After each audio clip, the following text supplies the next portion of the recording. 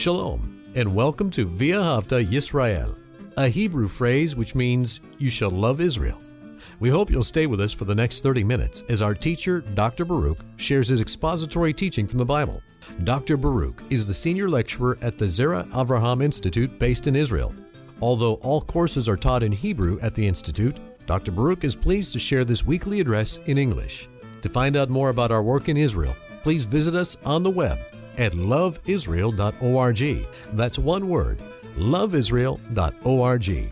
Now, here's Baruch with today's lesson.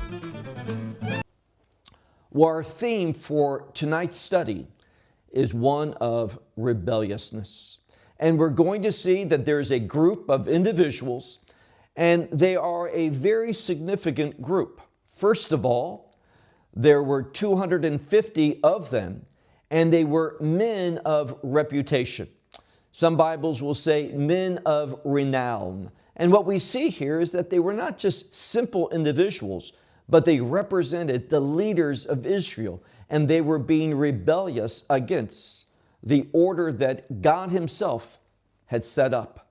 And we see that they came and they spoke against two men, and these two men were Moshe, that is Moses, and Aharon, that is Aaron. And we see that they felt that Moses and Aaron had taken too much upon themselves, that they had done so to exalt themselves, and therefore this group was coming against them for the purpose of rebelling and making a change in God's leadership, wanting to become the leaders of the children of Israel. And we're going to study this to see exactly what happens. We're only going to begin the first few verses in this chapter, but next week and the week to follow, we'll cover more of this 16th chapter. Look with me to verse 1, the book of Numbers, chapter 16, and verse 1, where it says, "And Korach," now that's an important leader. And we find that he is a Levite. And I'll prove that in a moment. Look again where it says Korach, the son of Yitzhar, the son of Kahat. Kahat is a Levitical family, the son of Levi. So all of this points to the fact that this one, by the name of Korach, he is a Levite. But he is not satisfied with doing what God had called the Levites to do. So it says here that this one, Korach, he took, and notice what it says. He took, and there was others with him, Datan and Aviram, the sons of Eliav, and On, the son of Pelet, the sons of Reuben. Now, we know that Reuben, although he was the firstborn, he lost that firstborn call. Why? Because of immorality. Because he did not honor his father. And he went into the concubines of his father in a shameful display of, likewise, rebelliousness. And therefore we see that it was the sons of Joseph, and of course I'm speaking about Manasseh and Ephraim, that replaced Reuben as the firstborn. We see that in the book of 1 Chronicles. Well, let's press on. Look with me now to verse 2 where it says, "And they rose up before Moses and the men from the children of Israel." And now we find the number of them. It says that there were 50 and 200. And then we see Nisi'e Edah, which means leaders, those who were esteemed. Now that word here for leaders is a word which means to be lifted up. It's a word of honoring. It has to do with being in an exalted position. And it says here that they were leaders of, most Bibles will say congregation, but again, we learned a very important truth, and that is this word for congregation is literally the word for a witness. And it reminds us over and over. We see this, of course, in the New Covenant, but it's also a Old Testament principle. And that is, after Israel was redeemed, we see that they were called to be a witness unto the Lord, to testify to what? Well, to biblical truth. So we see in this verse, look again, they were leaders, these exalted ones of the witness, and they were also Kyrie, and this is a word for called or perhaps selected, and then we see the term moed. Now, most of you are familiar with that word moed. We talk about the Moedim or Moedei Adonai, which are the festivals or the appointed times of the Lord. But this is also used in another sense. How is that? Well, we have the phrase Ohel Moed. Ohel is the Hebrew word for tent. So we're talking about the appointed tent. Another way that that can be understood is the tabernacle, or with another Hebrew word, Mishkan. So the Ohel Moed is also the Mishkan, the tabernacle. And what it's saying here is that these individuals, and again, because they were from the tribe of Levite, they were called to serve in the tabernacle. And we'll see that in no uncertain terms in a moment. And then notice how the verse concludes, verse 2, where it says, Anshe Shem, which means men of a name. Now, some Bibles say men of renown, meaning that they were not just leaders, but they were respected leaders. Now, we need to stop for a moment and understand what's going on. We see that there is a rebellion going on. We'll learn more about that in more precise terms in a moment. But take my word for it, there is rebellion going on, and we see that the ones who are leading this rebellion are individuals of a reputation. They have a name. They are exalted ones. They are leaders within Israel. So this rebellion is most serious, and it truly posed a threat to Moses and Aaron. Look now to verse 3. And they assembled. Now, this can mean, it's a word kahal in a form, a verbal form, and kahal means to assemble. So literally it says, and they assembled, and then we have a word of great significance, against. They assembled against Moses and against Aharon or Aaron. And they said to them, this is this group of rebels. What did they say? Rav lachem. Now, Rav has to do with something that is much, and in this case, they're saying too much. You have taken too much upon yourself. And what they're really accusing Moses and Aaron of is taking too much of the leadership upon themselves. So we read here, Rav lachem, too much you have taken, because, and notice their explanation, kol ha'edah, all, most Bibles say congregation, but all the witness, meaning all the group of witnesses, all of them, there's a word there that emphasizes this, all of them are what? Kedoshim. All of them are holy ones, or it's the same word for saints. Now, let me just pause for a moment, go off on a brief tangent. I hear all the time people talking about Old Testament saints. Well, a saint comes from the word holy. And there's only one way to be made holy, and that is through the work of Messiah Yeshua. I'm speaking, of course, of Jesus of Nazareth. It is what he did. When did he do it? On Passover. What did he do? He laid down his life. He shed his blood. And it's only through that that one is transformed into a saint.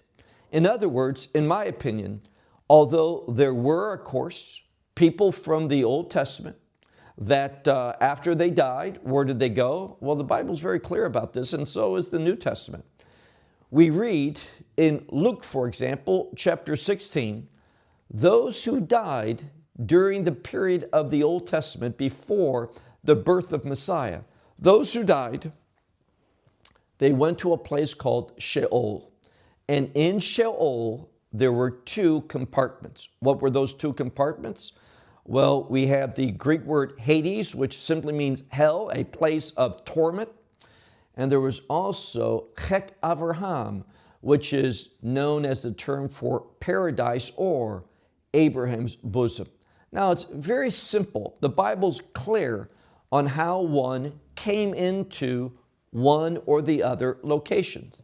Notice the better location, that paradise, is called by the term Chek Avraham, or the chest area of Avraham. Now, what's in that chest area? Obviously, we all know this, the heart. So those who had a heart like Abraham, what do we do with our heart? Well, I've shared this many times. We all know the verse, as a man thinketh in his heart. So it's how we think that's important to God. Do we think according to the truth, according to the revelation of God? Abraham did. What did Abraham do? Abraham believed in God. And what was the outcome of having that faith? God accounted it to him as righteousness. So those who shared that Abrahamic faith, they went to the bosom of Abraham, or Chek Avraham, this area, this compartment for the faithful. Those who did not share in that same faith that Abraham had, they went where? They went to hell, or Hades, a place of torment. And we can read about that in the account of Lazarus and the rich man. Many people say it's a parable. I reject that. It never says it's a parable. I would not count it as a parable. It is a narrative. It is a historical event that Messiah told to teach us a few things. But now, understand something. After Messiah has done his work, what did he do? Well, we know something, and we know where it's found in the Scripture. In 1 Peter chapter 3, we read something, that Messiah descended into the lower parts of the earth. That is, he descended into Sheol. Never think that Messiah went to hell. He did not. He went to Sheol. There's two compartments. But what did he do? The Bible tells us. We don't have to guess, speculate. We just read what it says. It says he went and proclaimed. He gave a proclamation to those who were in Hades. Why? Because they did not believe like Abraham. They did not have faith in a coming Redeemer, in that one called the seed of Abraham. And who is the seed of Abraham? Well, Paul tells us in Galatians chapter 3, verse 16, he says that it is Messiah. So those people who did not have a hope in a coming Messiah and a coming Redeemer, that because they had no faith, they went to hell. But those who were like Abraham and believed in the seed of Abraham, this coming Redeemer, this Son of God, this Messiah, they would go to Chek Avraham. And Messiah, after going and revealing to those in Hades why they were there, it says that he took captivity. Now, he only says that in regard to those who were in Chek Avraham, in Abraham's bosom. He took them captive. And we know something. After he resurrected, they too were resurrected, coming out of the tombs, and they appeared to many witnesses. So we see here that it's only through faith in what? Well, let's just be biblical. We don't have to speculate. It says, for example, in Romans chapter 10, if you believe with your mouth and you confess with your mouth that Yeshua is Lord. And not only that you believe in your heart. Very important statement. Believe in your heart. Not too long ago, a few years perhaps, there was an individual. He leads a congregation in the DC area, and he was talking about how it's totally unbiblical to invite Messiah into your heart. No, he is wrong. It says that you believe with your heart. Believe what? That God has raised Messiah from the dead. You believe in the resurrection. Where? In your heart. So when you believe that, you are inviting Messiah into your heart, into your thoughts, into your life. That's what it speaks about. And therefore, we understand our commitment to Him, to serve Him, to honor Him, to glorify Him, and here's the key, and to obey Him. Now, I want to say something. A lot of people struggle with this. I believe they do in with a good intention, but we have to understand something. when it comes to salvation, based upon the Torah, what we learn from Abraham, one is made righteous and thereby reconciled to God by faith. Abraham believed in God and it was accounted to him as righteousness. So faith. Now, biblical faith, when you believe the truth of the Scriptures, you will obey God. That faith leads to obedience. Understand that. But it's not faith plus obedience that save us. Not too long ago, John Piper gave a message, and he said something that to me is heresy. He says, faith will reconcile you to God. But if you want to get into heaven, you have to have good works. How dangerous, how incorrect. Why? Because faith saves. That's how Abraham became a righteous one. Why God would receive him? Because of faith. So when you start adding something to faith, you are going off into heretical statements. Don't do that. We are saved by faith, not of works. Are works important? Yes, works are important. We are not saved by our works, but we're saved by faith. But that faith that saves us will cause us to be faithful to God, to engage in good works. Why? To save us? No. In order to testify, to bear witness that we have been saved. So we need to understand this truth properly. Well, let's move on. It says here, I want to go back to verse 3 and pick it up again where it says, "And they assembled against Moses and against Aaron, and they said to them, you have taken too much, because all the witness," meaning all the congregation, all of them are saints. This is not true. This is a infactual statement. It says, "And in the midst of them is the Lord." No, that's not the case. Only those who are walking in faith. That's who the Lord is with. And then it says, look at the end of verse 4 where it says, "Why," and this is the group of rebels speaking, "why have you exalted yourselves above the congregation of the Lord?" Now what they're saying is, you have acted sinful, you have exalted yourself. Why will you do that? The question is actually in the future. Why will you exalt yourself over the congregation of the Lord? Now notice the next verse, verse 4, how Moses responded. What was Moses? He was a humble man. I'm going to say that again. Moses was a humble man. You know, that tells us that we should be also humble people. And notice what it says. Look at verse 4. "And Moses heard," and what happened? He fell upon his face, meaning he prostrated himself down on the ground in humility because of this blasphemy, this attack that was aimed upon him and his brother Aaron. Well, let's move on to verse 5. "And he spoke to Korah and to all his congregation," or all those who had a similar witness, saying, Boker. What's Boker? Morning. And the implication is, in the morning, the Lord will make known who belongs to him and who is holy and who will approach unto him.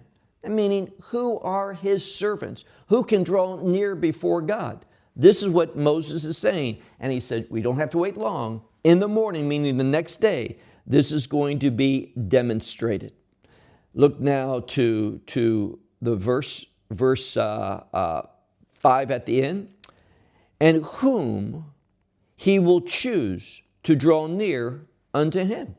So God's going to settle this. He is going to do something in order to demonstrate and leave nothing uncertain who it is that God has chosen to serve him in this special way. Now look at verse 6. "This do, take for yourselves," and we have the word machtot. What is that? It is some Bibles say a censer or a fire pan.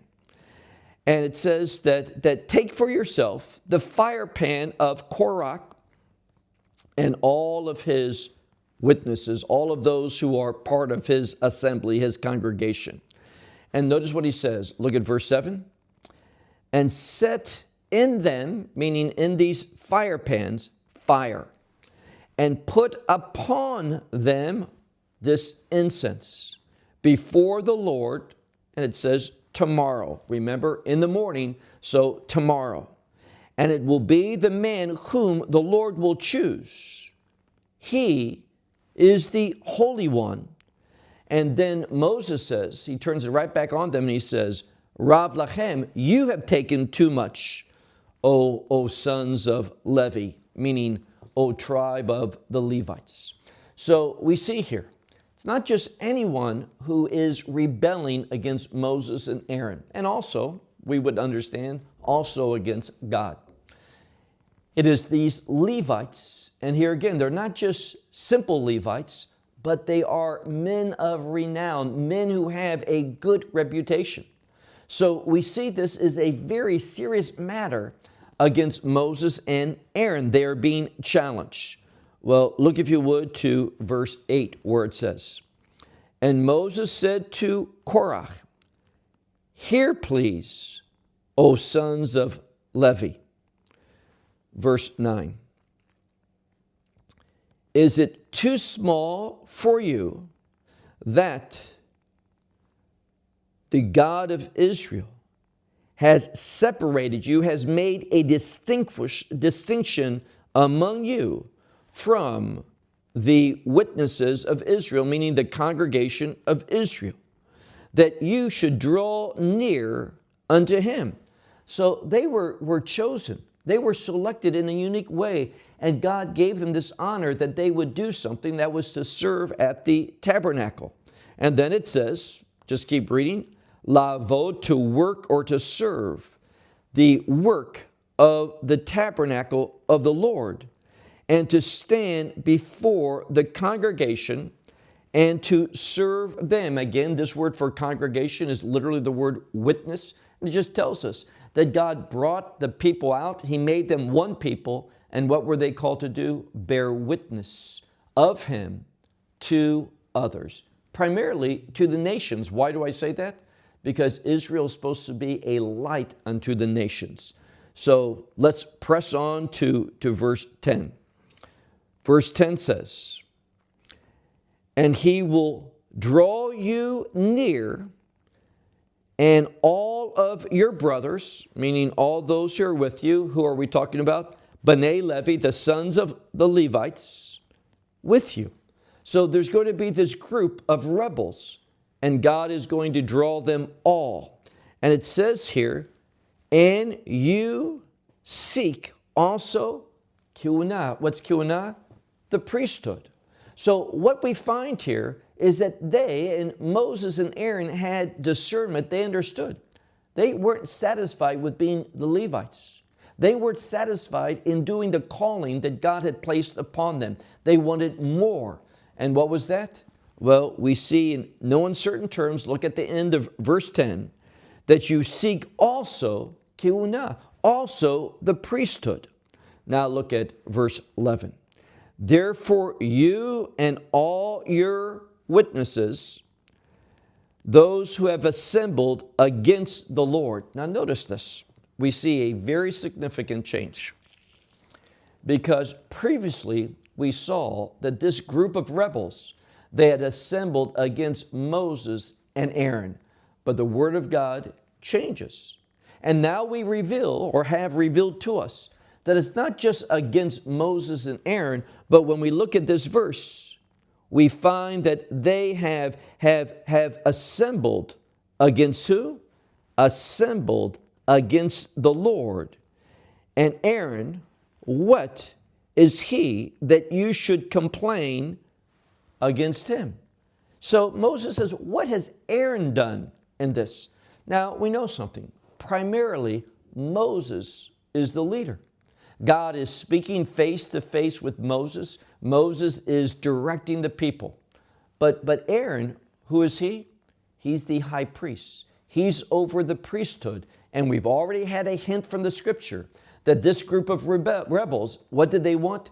they also were seeking the priesthood. They wanted to have an elevated position. And what were they saying? Well, Moses and Aaron, you've elevated yourself too much. No, it was really them. And we see this so frequently that what one person is doing, they simply accuse another one of doing that same thing to conceal their own guilt and their own shame. Well, let's continue. Look now, if you would, to verse 12. And Moses sent to call to Dathan and Aviram, the sons of Eliav, but they said, we will not go up. So we see here that Moses sent not just for that main leader Korah, but also some of the other leaders that were supporting Korah. He sent word to them that they should come and be part of this. And what did they say? Well, look at the end of verse 12. But they say, we will not go up. Meaning what? They don't want to participate in this revealing of the way that Moses had been revealed to him. They didn't want to take part in this. Why? Because they were going to be exposed. Because they knew that they had not heard from God. All of this that they were doing was part of their flesh. And we'll see later on in the weeks to come, we'll see evidence that God was very displeased with this group of 250 rebels. Let's go now to verse 13 where it says, and is it too small that he has brought us from the land that flows with milk and honey to kill us in the wilderness? Now, something is very significant here. Now, the people, including all of this group of rebels, where did they come from? Well, they took part in the Exodus from Egypt. That's obvious. But here's the problem. Notice what they say. Go back to verse 13. It says here, is it too small that he has brought us up from the land that flows with milk and honey in order to kill us in the wilderness? What are they calling the land that flows with milk and honey?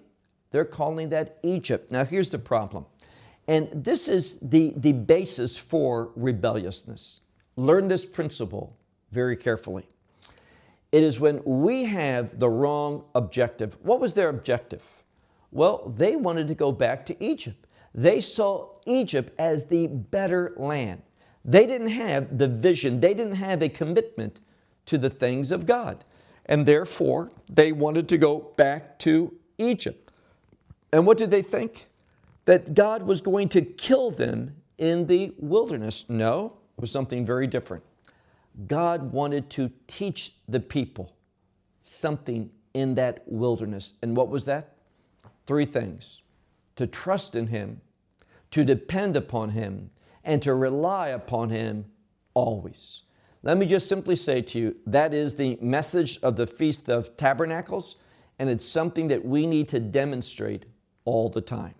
If we want to grow and we want to mature, realize that God is always trustworthy. God, we can always depend upon Him, and we can always rely upon Him, always and for all things. That is a biblical truth.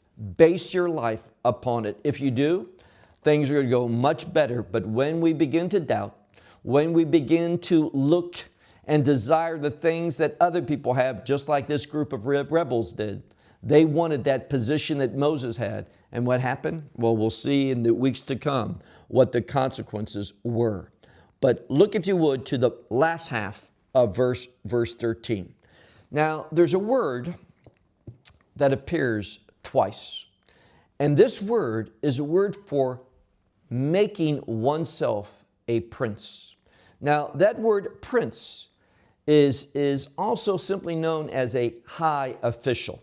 For example, that same word today is used in modern Hebrew for a cabinet official, someone who's in the upper echelon of a government.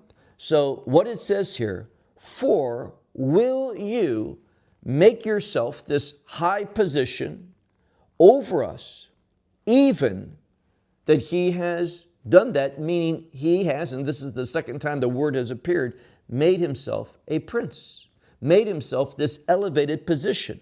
This is what the rebellion is, because they wanted that position. They did not want Moses and Aaron to have it.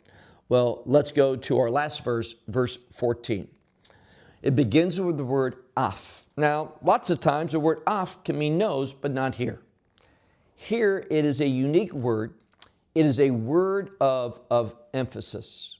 It is a word similar to hine that says, pay attention, because what's going to follow is of great significance. So it says, surely, that's how some Bibles will translate it, or even though,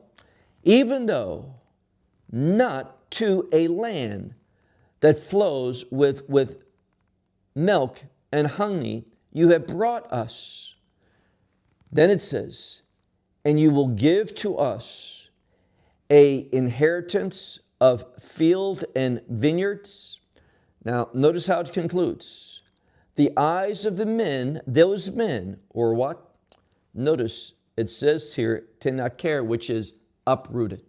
What he's saying is, where you are leading us, it is so distasteful to us. We would rather rip out our eyes than see how you are leading us. This is a very strong word, and it's just to show us the strong rebelliousness that this group had. And then finally, notice how the text concludes for tonight, where it says, no, lo, nale, which means we will not go up. Now, what this means is they did not want to participate because they had a different desire. What was that? They wanted to go back to Egypt. That is where they thought the land that flows with milk and honey was, not where God was leading them to be. But realize a very important principle. In order to take possession of that promised land, let me just say it in a little bit broader sense. In order to take possession of the promises of God, we need to trust God, depend upon Him, rely upon Him, and be committed to His plans, His purposes, His will. What we find here is this 250 of these exalted leaders of Israel who became rebellious. Why? They had a different desire. They did not desire the things of God. So let me close by asking you something. What about you? Do you desire the things of God? Are you interested, for example, in what the Bible calls the fruit of the Spirit? And one of those fruits are self-control. It's learning how to chasten yourself in order that you stay in God's will, doing the things that God would have you to do. And when you're doing those two things in His will and bearing witness to what God would have you to do, you know what you are? You are pleasing to God. What else are you? You are His servant. Here's the truth of the matter. These 250 individuals, they were men of a reputation, but they were not committed to the things of God. They were committed to their perspective, what they thought was best, what they desired. They weren't interested in the promises of God. They were interested in what they could achieve for themselves. In other words, and we'll end with this. Remember our call to worship? It says, please, O Lord, save us. When we are saved by God's grace, not by works, but by faith, what can we expect? Well, what's the next part? Ana hatzlacha na, which means, please, O Lord, make us successful. What is successful? Not your will, not your plans, not your purposes. What is success? When you carry out the will of God, when you walk humbly, obediently, submissively to the will of God. That's what we're called to do. And when we don't, God sees us just like those 250 rebels. And we're going to see as we press on in this chapter, chapter 16, what is going to happen to rebels who do not have the mind of God, do not see things as God sees them, and are not interested in the plans and the purposes of God. If you want success, true success in your life, fulfilling God's will, then that success is all based upon one thing, and that is you humbling yourself and growing committed to the will of God. Well, I'll close with that. Until next week, shalom from Israel. Well, we hope you will benefit from today's message and share it with others. Please plan to join us each week at this time and on this channel for our broadcast of LoveIsrael.org. Again, to find out more about us, please visit our website, LoveIsrael.org. There you will find articles and numerous other lectures by Baruch. These teachings are in video form. You may download them or watch them in streaming video. Until next week, may the Lord bless you in our Messiah Yeshua, that is Jesus, as you walk with Him. Shalom from Israel.